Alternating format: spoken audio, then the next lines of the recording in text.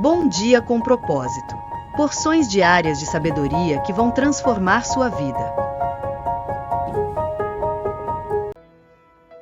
Sexta-feira e nós estamos aqui reunidos mais uma vez. É motivo para comemorar, né? Claro, fechar a semana com chave de ouro, iniciando os primeiros minutos do nosso dia, as primeiras horas do nosso dia já conectado com Deus, apresentando a nossa vida diante de Deus, recebendo uma palavra de vitória, de bênção, de espiritualidade, de fé. É um motivo de muita comemoração. Seja bem-vindo a mais um Bom Dia com Propósito, querido. Se por acaso você é novo por aqui, eu quero pedir a você que se inscreva nesse canal. Esse canal tem como propósito único e exclusivo abençoar a sua vida, com conteúdos de valor.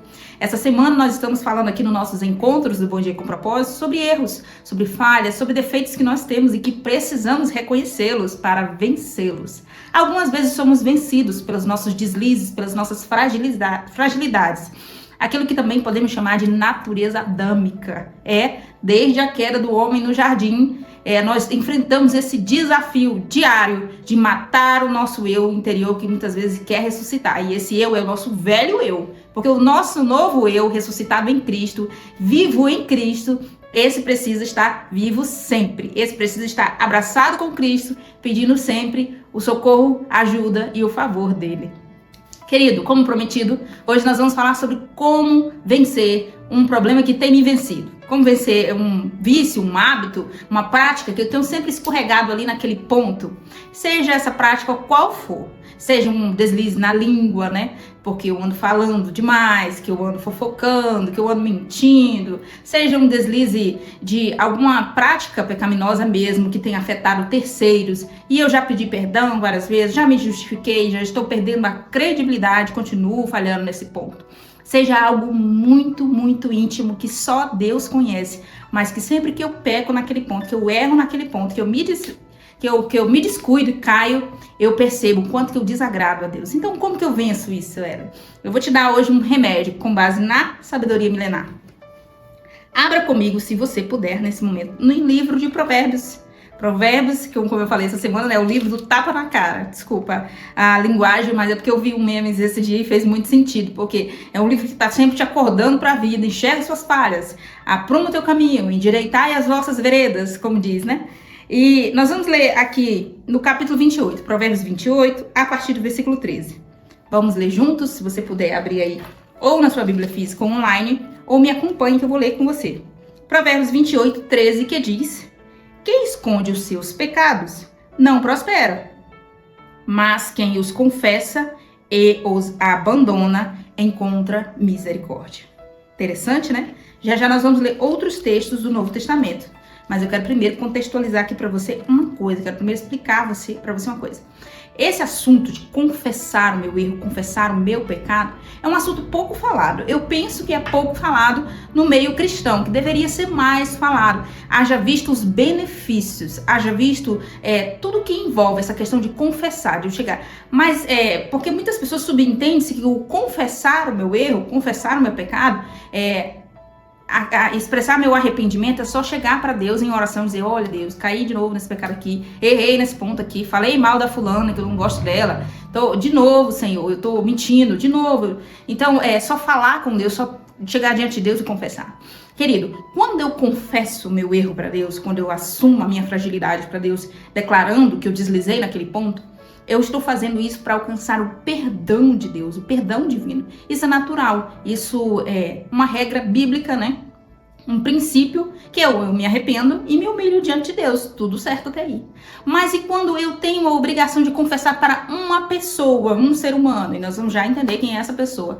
Por que, Ellen? Por que seria isso uma obrigação? Nós vamos entender agora o que Pedro e João, os dois discípulos que andaram com Jesus, deixaram de instrução para nós em suas epístolas. Abra comigo, se você puder, falei Pedro e João, Tiago e João. Nós vamos abrir em Tiago 5:16. Tiago 5:16, epístola de Tiago, que a gente chama, né? Capítulo 5, versículo 16. Se você não tiver como abrir aí agora, anota para você ler depois. Vou ler que está escrito assim: portanto, confessem os seus pecados uns aos outros e orem uns pelos outros para serem curados. Eu sei que sou um pouco Pra que eu tenho que fazer isso? Pra que eu tenho que envolver uma pessoa sobre um problema que é meu, particular, uma coisa que nem diz respeito, nem afetou terceiros? Vamos supor aqui que o erro em questão é algo íntimo, algo que foi contra o meu corpo, eu pequei contra o meu corpo e só Deus sabe disso, enfim. Vamos supor que não envolve terceiro, porque existem erros que, claro, traz prejuízo para terceiros, né? Mas você pode questionar assim, mas por que eu preciso levar para uma outra pessoa? Nós acabamos de ler e hoje em dia, nos dias atuais, nós já temos aí respaldo científico sobre essa questão de confessar o pecado para alguém.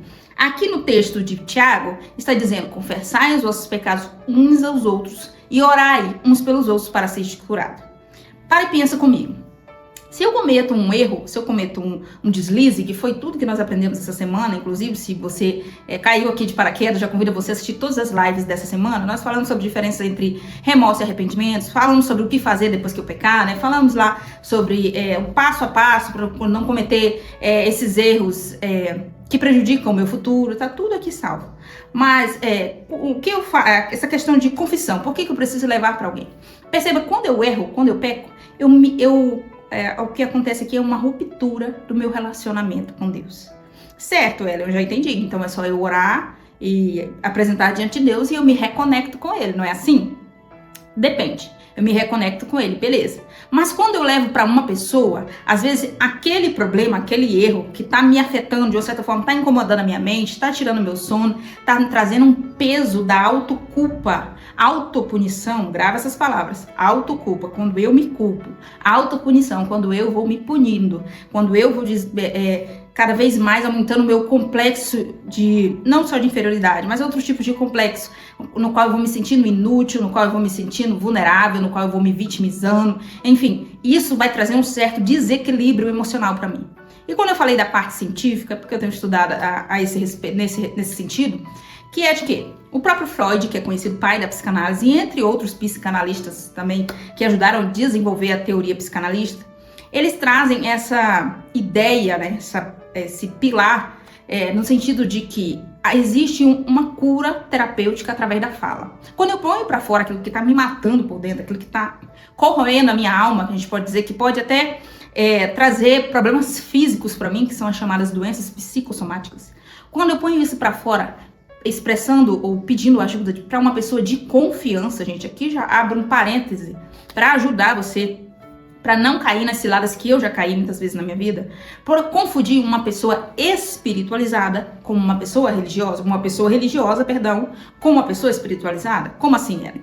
Às vezes a pessoa tem algum poder eclesiástico, é um líder denominacional, a pessoa tem muitos anos de cristianismo, às vezes você olha para aquela pessoa externamente, aparentemente, através do discurso dela e pensa, bom, esse ser é um ser que está mais perto de Deus do que eu, é um ser espiritual, você pensa que ele é espiritual, mas na verdade ele é religioso, e você acaba confessando as suas intimidades para essa pessoa, acreditando que ela vai te ajudar. E aqui, ainda dentro desse parêntese que eu acabei de abrir, você precisa tomar muito cuidado. Fica aqui o meu conselho, fica aqui a minha dica. E como que eu posso testar, como que eu posso saber? Você precisa conviver. A Bíblia diz, o próprio Jesus nos deu esse alerta, que pelo fruto nós conheceremos a árvore. A árvore boa dá bons frutos. A árvore ruim dá frutos ruins. Então, convivendo com essa pessoa e com o histórico, o testemunho, né, a história de vida de outras pessoas que convivem com esse líder, com esse ser, com essa pessoa que está ali numa posição espiritualizada, você vai conseguir identificar se é confiável. Por que eu tô falando isso? Porque muitas vezes uma cunhada sua, que é uma mulher que não é aquela super cristã, que vive de joelho no chão, orando, jejua não sei quantas vezes por mês, aquela pessoa que... Eu acho que você tá entendendo onde é que eu quero chegar. E às vezes essa pessoa que não aparenta ser tão religiosa, mas é uma pessoa de caráter, uma pessoa de respeito, uma pessoa de princípios, uma pessoa sensível e uma pessoa que teme a Deus. Essa é a pessoa que você precisa encontrar. Às vezes vai ser a sua vizinha, né, que não é fofoqueira, nem nada disso, mas é uma pessoa que teme a Deus, uma pessoa que tem responsabilidade, uma pessoa que tem princípios. E você vai saber como convivendo. Você precisa encontrar essa pessoa. É essa pessoa que vai te ajudar a vencer o vício, vai te ajudar a vencer esse grande erro que tem te dominado. Eu vou colocar aqui um exemplo meu, prático, para poder clarear mais aquilo que eu estou tentando transmitir nessa manhã sobre como vencer, como não cair mais no mesmo erro, né? Que inclusive eu tô falando aqui tema, né? Eu fiz aí uma chamada bem atraente, que é faça uma denúncia. Porque o que é fazer uma denúncia? É verbalizar e colocar para fora, formalmente, né? Você vê que quando a gente vai numa delegacia de polícia, você vai fazer uma denúncia, denunciar uma coisa que fizer, vai ali formalizar, vai colocar no papel, você vai ter que relatar. Não tem como eu chegar na delegacia e esperar que o atendente, quem vai registrar o boletim de ocorrência, leia a minha mente. Eu vou ter que relatar tudo o que aconteceu no dia, na hora, foi com fulano e outro estava presente. Eu vou ter que ser minuciosa para que aquele boletim de ocorrência fique o mais seja expressado da melhor forma possível. Conseguir entender? Fique registrado ali da forma mais clara. E voltando aqui para nossa denúncia, para nossa pessoa de confiança, é porque essa pessoa ela vai te ouvir sem te julgar. Primeiro ponto, ela vai te ouvir sem te julgar. E tendo ela conexão com Deus, espiritualidade, ela vai sentir empatia por você, vai dizer que te entende, claro, talvez ela também já foi atingida por esse bombardeio, digamos assim, de erros, que muitas vezes ela se deslizou também no mesmo erro que você ou algo semelhante. Então, daí a importância de vocês orarem junto. E aqui se aplica o que Tiago disse e se aplica o que Freud descobriu, vamos dizer assim, desenvolveu a teoria freudiana, que é o quê? O falar é terapêutico, ou seja, confessai os vossos pecados uns aos outros, para ser curados, orai uns pelos outros. Ou seja, quando eu ponho para fora, eu tiro uma carga de acusação das minhas costas, eu rasgo, eu já ouvi até essa expressão, eu acho ela maravilhosa, fantástica, eu rasgo a promissória que o meu adversário teria para me acusar, para dizer, de uma certa forma, me acusar diante de Deus e dizer, tá vendo como ele tá lá pecando e tá escondendo, tá guardando debaixo do tapete, não conta pra ninguém, tá mentindo, tá fingindo. Então é como se eu tirasse debaixo do tapete e trouxesse pra luz. Tá aqui a minha falha, me ajuda, pelo amor de Deus. E aí eu falei que ia dar o meu exemplo, eu vou dar meu exemplo agora. Você vai ler meu livro brevemente, inclusive hoje mesmo, não vou esquecer, vou deixar aqui no comentário fixado quando terminar aqui a live, o arroba do meu Instagram para você me seguir lá se você não segue ainda. Agora em abril nós vamos lançar meu livro, em nome de Jesus vai dar tudo certo. Se chama Raiz de Amargura, como romper ciclos geracionais e curar feridas emocionais. Eu passei por um processo muito delicado e eu acho que você vai gostar de conhecer essa história, porque eu tenho certeza que você vai se conectar com ela em algum momento, em alguma fase da sua vida, você vai lembrar de alguma fase da sua vida e as ferramentas que eu ofereço no meu livro, ferramentas com base na psicologia, com base terapêutica, que vão te ajudar aí a equilibrar suas emoções, de uma certa forma, curar suas feridas emocionais. Mas enfim, deixa eu falar sobre mim. Eu passei por um processo muito delicado, no qual eu era uma mulher, que eu vou usar a palavra que eu costumo muito usar, intragável. Uma mulher chata, uma mulher rude, uma mulher reclamona, uma mulher revoltada, em razão dos traumas do passado. Então eu dei muito trabalho para pessoas que me amavam, principalmente meu querido, amado, lindo marido. Voltando aqui para dar o meu exemplo, eu comecei o processo terapêutico e comecei o meu processo de reconexão com Deus, porque eu não queria ser mais essa mulher.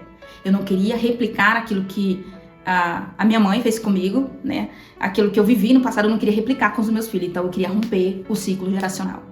Esse processo foi fácil, Ellen? De jeito nenhum. Eu quero dizer assim que até o dia da minha morte eu ainda vou estar nesse processo. Todo dia evoluindo um pouco mais, todo dia trabalhando um pouco mais, todo dia aprendendo um pouco mais, todo dia recebendo Cristo dentro de mim, claro, e o poder do autoconhecimento, que a gente não pode negligenciar, e sendo transformada dia após dia. Voltando aqui para o meu exemplo ainda, sem fugir dele, um belo dia eu tava muito confiante, tipo, eu já não faço tal coisa, eu já não tô fazendo mais isso com meu filho, eu já não grito, eu já tava tudo comemorando, sabe, me sentindo muito importante, me sentindo autossuficiente. E aí é um fruto do orgulho que você vai aprender lá no meu livro, o que é essa autossuficiência que entra numa sutileza na nossa vida e acaba nos tornando reféns do nosso próprio ego, do nosso próprio orgulho. E eu tava muito feliz, meu Deus, o pior já passou, já estou melhor, já não estou fazendo mais isso, já não estou fazendo mais aquilo. Eu conseguia perceber a minha evolução, só que estava confiando na minha própria força, então eu estava achando que era eu. Um belo dia, não sei exatamente o que aconteceu, não consigo lembrar, que eu já vinha vencendo alguns erros nesse sentido, né, erros na educação dos meus filhos, no tratamento para com o meu marido. Então eu já vinha me sentindo evoluída, estou vencendo isso. Mas um belo dia eu escorreguei. Não sei bem o que aconteceu, mas acionou um gatilho no meu cérebro e eu simplesmente ali confiando na minha própria força, caí de cabeça, deslizei e fiquei tão chateada, mas tão chateada comigo mesmo, que eu não sabia como lidar com aquilo. E eu fiquei, poxa vida, estava indo tão bem, mas não fiquei assim do jeito que eu tô falando aqui pra você. Eu fiquei desesperada, chorando e questionando com Deus. Poxa, Senhor, o que tá acontecendo comigo? Não era pra ser assim, tava dando tudo certo e tal. E comecei a falar com o Pai, sabe? De coração aberto. Tipo assim, mostra aqui, esfrega na minha cara o que eu não tô conseguindo ver, Pai. E aí, de repente, na brisa suave, que o Senhor é maravilhoso, me veio a resposta na minha cabeça. E eu sei que foi o Senhor que falou. E Ele disse dessa maneira, e eu tô compartilhando aqui com você de coração aberto. Para servir de lição para sua vida. O que Ele me disse? É porque você confiou na sua própria força. Você acha que é você que faz. E enquanto você achar que é você que faz, você vai cair todas as vezes. Eu preciso que você confie em mim. Naquele momento foi um tapa assim, um tapa duplo, que bate de um lado e depois bate do outro. No sentido de, agora eu acordei para a vida. Então sempre que o meu orgulho, e quando eu falo meu orgulho, não quer dizer, eu sou uma pessoa extremamente orgulhosa. Quero dizer que todo ser humano precisa travar uma batalha diária contra o seu orgulho. E é uma frase que eu costumo dizer, quem diz que não tem orgulho é aquele que afirma, eu não sou uma pessoa orgulhosa, não. É a pessoa que é mais orgulhosa, porque ela não consegue se enxergar, que ela precisa, que ela é dependente de Cristo, que todos nós, como disse Cristo, não eu, mas a palavra está escrita, sem mim nada podeis fazer. Então, quando nós entregamos, né, desarmamos, quando nós entregamos totalmente, o que eu chamo de rendição, quando nós nos rendemos por completo, é nesse momento que a graça e o favor do Senhor vem nos socorrer e nos ajudar. Então, voltando para a mensagem de hoje, faça uma denúncia, é porque imagine, você peca, você erra, você desliza 1, 2, 3, 4, 5 vezes naquele ponto. Às vezes na mesma semana, às vezes uma semana assim consegue ficar ainda 2 semanas sem cometer determinado deslize que você prometeu pra si que não ia mais fazer e voltou e fez. E agora, Ellen, como eu venço isso? Você traz à luz, você expõe, você apresenta pra alguém e pede ajuda.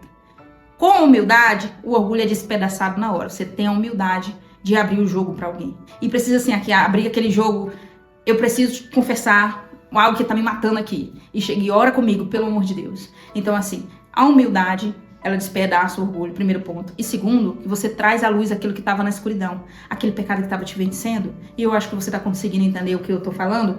Você vai fazer uma autoanálise, como está escrito, examinar o homem a si mesmo, ou seja, você mesmo se avalia e percebe se tem alguma área da sua vida, algum ponto que está te pegando e está apertando o seu calcanhar, está apertando aí o seu gogó. E você para e pensa se você não precisa fazer essa denúncia. E aqui é uma palavra minha, não está escrito, né? Mas aqui está escrito para confessar. Ainda vou ler mais uma com você que está na Epístola de João. Primeira Epístola de João, já pertinho de Apocalipse. Capítulo 1, versículo 9. Vamos ler o 8, depois o 9, que diz: se afirmarmos que estamos sem pecado, enganamos a nós mesmos, e a verdade não está em nós. Versículo 9, se confessarmos os nossos pecados, Ele é fiel e justo para perdoar os nossos pecados e nos purificar de toda injustiça. Olha, eu queria trazer um exemplo que eu ajudei uma pessoa já tem muito tempo. Isso, muito tempo mesmo. Mas a pessoa chegou diante de mim pedindo ajuda porque ela não estava conseguindo vencer isso. Que era o quê? Sempre que ela chegava num ambiente, pessoa casada, compromissada. Sempre que ela chegava num ambiente, ela sentia necessidade de chamar atenção para ela. E ela disse que às vezes era involuntário, mas ela sentia necessidade de chamar a atenção para ela. Então ela caçava um jeito ali de chamar a atenção. Uma mulher do público masculino. Então às vezes acontecia de ela flertar, a gente chama de flertar. A pessoa dar uma piscadinha, acontecia às vezes de trocar número com outra pessoa, mesmo que nunca fosse falar. Mas esse aqui é só um exemplo que eu tô te dando, mas você vai fazer uma análise. Porque isso acontece muitas vezes por questões emocionais. Não quer dizer só que a pessoa é sem caráter, a pessoa é isso. E aqui já fica o ponto que eu venho falando com você desde o início da live, que é: você precisa tomar cuidado para quem você vai fazer essa denúncia, a quem você pedirá ajuda. Por quê? Porque essa pessoa não pode te julgar. Precisa ser alguém que te acolha e entenda que se você está pedindo ajuda, é porque você realmente está querendo mudar, está querendo abandonar aquilo, está querendo largar, entendeu? Então, eu consegui dar umas orientações para essa pessoa e fiquei meio que com uma sentinela. Tipo assim, ó, quando o gatilho vier, quando a vontade vier, ou quando me chama, me liga, eu vou orar com você e eu vou te apoiar e eu vou te acolher. Então, assim, às vezes você vai precisar dessa pessoa de confiança, dessa pessoa espiritualizada, que vai te ajudar nesse processo. E isso é tão maravilhoso, porque isso revela a humildade, isso fortalece, intensifica a humildade e intensifica essa questão de eu não vou guardar mais nada de debaixo do tapete. Sempre que tiver algo ali que o meu orgulho está querendo ocultar, que está querendo disfarçar e fingir que eu sou perfeito, eu vou trazer à luz. É o que eu falo no meu livro sobre essa questão de não deixar que brote raiz de amargura em você. Antes que a raiz brote, eu pego e trago ela, exponho a luz solar e o sol vem e queima essa raiz. E ela morre e ela seca. Porque se ela brota, ela vai se tornar uma árvore enorme e o restante da história você vai conhecer quando você lê o livro Raiz de Amargura, que estamos prestes a lançar. Essa era a mensagem para você nessa sexta-feira. Pare e reflita. Tem alguma coisa que está me vencendo? Tem alguém que você conhece que precisava ouvir isso, que você sabe que está precisando de ajuda, mas não está conseguindo? Envie o link dessa live, encaminhe o link dessa live para essa pessoa, que eu tenho certeza que Deus vai falar com ela. Aqui não são palavras minhas, não é eu apontando o dedo para você. Inclusive, falei aí de um defeito meu, um erro particular meu. Não é porque eu estou aqui transmitindo Deus para sua vida que eu sou perfeita. Nunca pense que existe pessoas perfeitas, pessoas super santas e essas coisas assim. Porque se a pessoa fosse super santa, ela já estava lá morando com Deus lá no céu. Todos nós somos de carne e osso, todos nós estamos sujeitos a falhar, a pecar. O que nós não podemos é se deixar ser escravo dos nossos próprios erros, escravos das nossas próprias vontades. Porque aí não estamos andando com Cristo, mas sim sendo servos do pecado. E como disse Cristo, Jesus, no livro de João, ele disse: agora vós não sois mais servos do pecado. Agora vocês são livres. Porque ele diz: portanto, se o Filho vos libertar, verdadeiramente sereis livres. Se você está aqui assistindo uma live dessa, se você está acompanhando um canal desse, eu tenho certeza que uma coisa que você não quer para sua vida é ser escravo. Você quer experimentar a liberdade que Cristo prometeu. E como que eu experimento essa liberdade, Helen? Eu te passei a receita essa semana inteira e hoje, fechando com chave de ouro, te mostrando o quê? Aliás, eu quero fechar com uma frase que não é minha e eu desconheço a autoria, mas eu ouvi há pouco tempo, que diz: se depois de pecar você fica bem, é porque você tá mal. Mas se depois de pecar você fica mal, é porque você tá bem. Então, muitas vezes, inclusive eu li um depoimento no livro da Joyce Meyer, não sei se você conhece a Joyce Meyer, uma ministra americana, ministra do Reino de Deus, né? Ela tem um livro que se chama A Raiz da Rejeição. Nesse livro ela conta vários depoimentos pessoais dela. E um deles é quando ela estava justamente no processo de transformação, de evolução, de amadurecimento, de crescimento. E ela caiu, ela deslizou, como eu contei a minha falha, né? Em um momento comportamental meu, e que eu fiquei insatisfeita com aquilo e questionei a Deus. Ela disse que ela questionou a Deus e falou: até quando, Deus, eu vou ser essa mulher da boca grande? Até quando, Deus, eu vou ser essa mulher que desliza pela língua? No caso, ela tinha falado alguma coisa com os filhos, com o marido, não sei. Mas ela estava insatisfeita com aquilo, se sentindo vencida. E o Senhor falou para ela dessa forma: Joyce, o que eu quero é um coração rendido como o seu. O que eu quero é isso, que você fale, mas que você reconheça imediatamente que você não consegue sozinha, que você reconheça que você precisa da minha ajuda, que você reconheça que de fato você errou e que de agora para frente você vai fazer o que estiver ao seu alcance para não errar mais. Não foi nessas palavras exatas que eu estou falando, mas foi nesse sentido. Então a mensagem que fica para você é essa: você não é super poderoso nem super poderosa. Você vai falhar uma vez ou outra, vai. Mas não se torne escravo do erro, escravo das suas fragilidades, escravo da sua natureza adâmica, da sua carne. Por isso, como disse Paulo, acenda o espírito, mantenha ele aceso, não deixe que se apague o seu espírito. E como que eu acendo meu espírito, Hélio? Oração, meditação na palavra e jejum. Inclusive, estou pensando em falar de jejum sobre semana que vem. Sobre jejum semana que vem, quase não sai. E não garanto para você, mas com certeza vai ter uma palavra abençoada para você na semana que vem. Vamos orar então? Senhor, nosso Deus, em nome de Jesus, nós entramos em oração nesse momento, dando graça ao Senhor por tudo que nós aprendemos essa semana.